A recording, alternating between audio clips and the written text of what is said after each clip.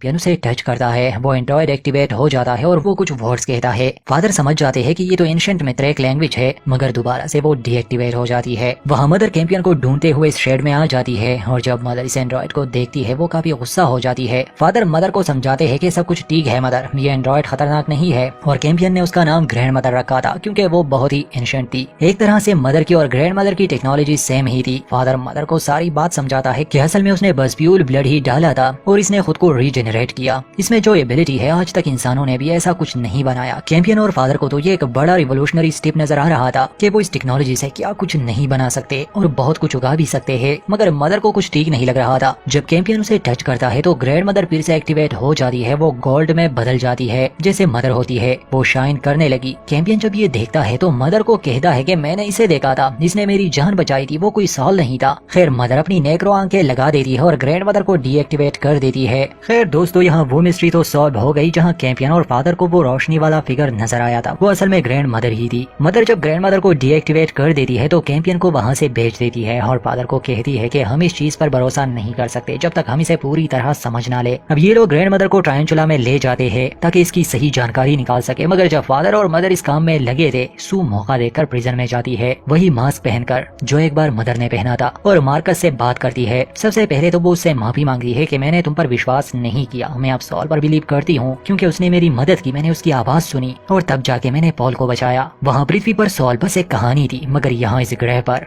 वो बिल्कुल सच है, मैंने उसे सुना है, महसूस किया है। फिर वो सीट की बात भी करती है और आगे चलकर वो मार्कस को भी चुड़ाने वाली थी, मतलब कि ये सरपीरा परिवार फिर से रियूनाइट हो जाएगा। अब हम फोकस करते हैं मदर, फादर और ग्रैंड मदर पर। वो उसे टारंटुला में ले आए थे और अब हम इसकी पूरी जांच करने वाले थे। यहाँ फादर ग्रैंड मदर की साइड ले रहा था, मगर मदर का प्रोटोकॉल ऐसा नहीं था, वो ऐसे ही किसी पर भरोसा नहीं कर सकती। फिर उसकी कोडिंग और सिस्टम चेक करने पर पता चलता है कि ये लगभग मदर की तरह ही है, तकरीबन उसके सभी सिस्टम। मगर फादर ये भी कहते हैं कि ये तो बहुत बहुत ओल्ड है और इसके पास जो जानकारी है वो काफी ज्यादा थी। मदर और फादर ग्रैंड मदर के सामने बच्चे थे। खैर ये ग्रैंड मदर मदर से अलग इसलिए थी क्योंकि ग्रैंड मदर के चेहरे पर एक निकाब था और वो वेपनाइज नहीं थी, शायद वो किसी और काम के लिए बनाई गई थी। शायद ग्रैंड मदर को इसी प्लेनेट पर बनाया गया था, हो सकता है सैकड़ों या हजारों साल पहले। ग्रैंड मदर का ओरिजिन अभी तक क्लियर नहीं, मगर ये काफी मिस्टीरियस है। दूसरी तरफ सू और पॉल उस बॉक्स को बाहर ले गए थे ताकि वो उसे खोल सके और सीट को बाहर निकाल सके, मगर उनका वो डिवाइस उसे खोल नहीं पाता, हालांकि ये लोग उस पर काफी एनर्जी वेस्ट करते हैं। अजीब बात ये होती है कि जब ये लोग उस बॉक्स को खोलने में लगे थे, वहाँ उस केव में सरपंट आवाजें निकालने लगा था, उसे कोई चीज डिस्टर्ब कर रही थी। सभी बच्चे जाग जाते हैं और कैंपियन तो उसे देखने भी जाता है, मगर वो ठीक नहीं लग रहा था, इसलिए वो कैंपियन को दूर फेंक देता है। जब मदर ये आवाजें सुनती है तो वो भागते हुए केव में आती है। कैंपियन उसे कहता है कि मैं ठीक हूँ, मगर मदर सरपंट पर गुस्सा करती है और वो सरपंट भी बातों को समझ रहा था। एक तरह से वो डर जाता है, रोने लगता है। मदर को उस पर दया आती है और वो उससे माफी मांग लेती है। असल में ये सरपंच तभी डिस्टर्ब हो रहा था जब वहाँ सू और पॉल उस सीट को निकालने में लगे थे। अभी तक वो लोग इसमें कामयाब नहीं हुए, उनका वो डिवाइस खराब हो गया था, मगर उस बॉक्स को कुछ नहीं होता।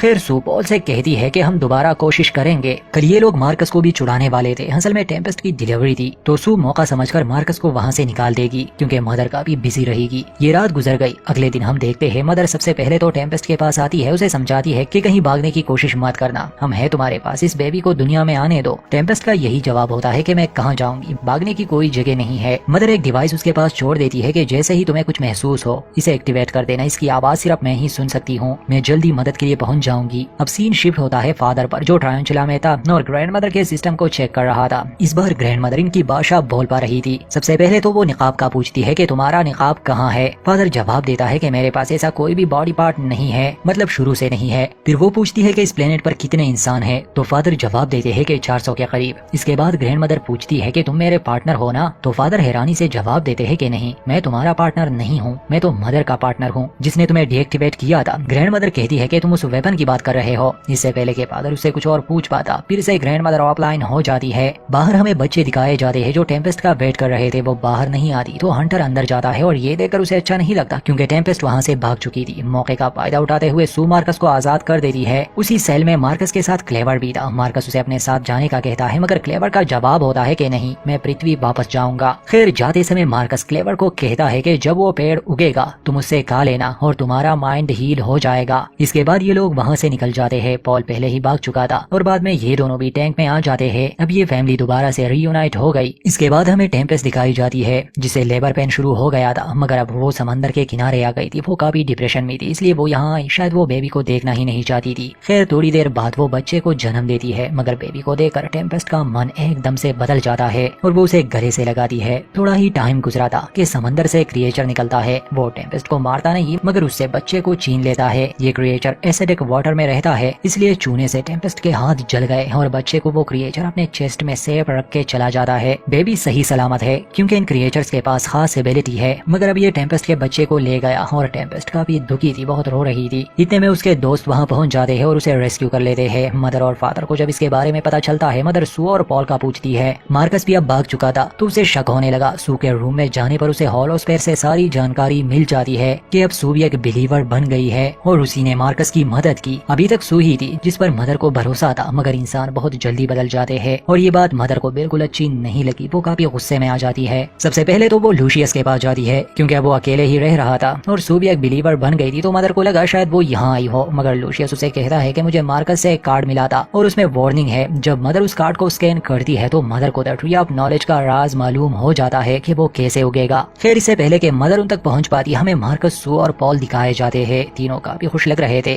अभी तक वो बॉक्स तो नहीं खुला था। फिर सोने से पहले वो कुछ बातें करते हैं और पॉल सू से एक लोरी गाने को कहता है। जैसे जैसे सू वो लोरी गा रही थी वो बॉक्स खुल रहा था। असल में ये बॉक्स इन्हीं वर्ड से खुलने वाला था और जब वो पूरा खुल जाता है सू उसमें से वो बीज हाथ में लेती है। मगर तब तक मार्कस और पॉल सो चुके थे। यहाँ डिस्टर्बिंग बात ये होती है कि जैसे ही सू उस बीज को हाथ में लेती है वो उसकी बॉडी में ही मेल्ट हो जाता है। अब उसे कुछ होने लगा। वो बिना मार्कस को जगाए एक जगह चली जाती है और जमीन खोदने लगी। इसके बाद हमें नहीं दिखाया जाता हुआ क्या, मगर इतना तो हम समझते हैं कि वो सीड सू की मदद से ही ग्रो हुआ होगा। अगली सुबह जब पॉल की आंख खुलती है तो वो उस बॉक्स को खुला हुआ पाता है। वो मार्कस को जगाता है। वो खुश थे मगर सू ने नहीं मिल रही थी। कुछ आगे जाने पर उनके सामने द ट्री ऑफ नॉलेज थी और इसे देखकर दोनों ही बहुत खुश थे। अब पॉल सू को ढूंढने लगा और मार्कस उस फल का एक पेड़ उठाकर खाने लगा। वो फल लाल था, बिल्कुल खून की तरह। मार्कस को समझने में बस थोड़ी ही देर लग जाती है कि असल में ये पेड़ ही सू है। उसका काफी हिस्सा इसमें है और ये पेड़ जीवित भी था। ये महसूस कर सकता था। बस फिर क्या, मार्कस की आंखों से आंसू बहना शुरू क्योंकि सॉल या जो भी था उसने सू का इस्तेमाल किया इस पेड़ को उगाने में। यहीं पर इस एपिसोड का